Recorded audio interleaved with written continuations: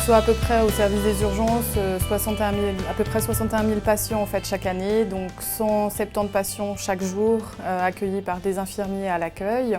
Ce sont plutôt des patients pour 40% qui sont dirigés vers le secteur ambulatoire, donc pour des prises en charge plus courtes qui ne nécessitent pas une hospitalisation. Donc il y a 3 infirmiers en permanence 24 heures sur 24 à l'accueil, donc c'est vraiment accueillir les patients, évaluer leurs motifs en fait, de consultation, émettre un degré d'urgence en fonction d'une évaluation clinique et les orienter en fait, au sein des HUG ou du RUG. Ça fait mal beaucoup. Vous avez mal à la tête là maintenant ?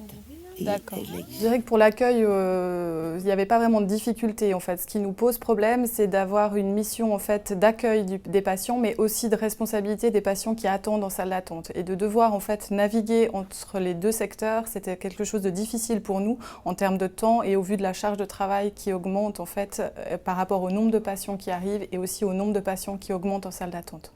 On a à peu près entre 20 et 30 patients très souvent qui attendent en salle d'attente, en plus des autres entrées de patients. On a peu en fait, de disponibilité pour les patients en fait, pour répondre à leurs demandes, pour leur expliquer le fonctionnement et du coup pourquoi finalement ils attendent, ce qui crée en fait, beaucoup de mécontentement et de violence quelque part face à l'incompréhension et puis de frustration d'un point de vue des collaborateurs de ne pas pouvoir répondre aux demandes des patients. Donc en fait nous avons eu plusieurs postes pour le service, donc on a mis en place un binôme infirmier et soignant pour la salle d'attente, vraiment dédié à ce rôle-là pour assurer la communication envers les patients en salle d'attente, leur confort, leur antalgie et répondre à leurs besoins.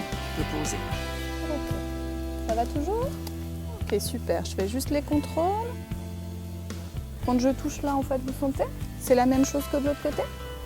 Une présence pour les patients, vraiment une réelle présence auprès des patients dans la salle d'attente pour pouvoir les installer confortablement, répondre à leurs questions s'ils en avaient, pour des choses pratiques aussi, et puis pouvoir donner des médicaments contre la douleur ou leur traitement habituel qui ne pouvait en fait être interrompu dans l'attente de pouvoir voir un médecin et qu'un box se libère pour eux.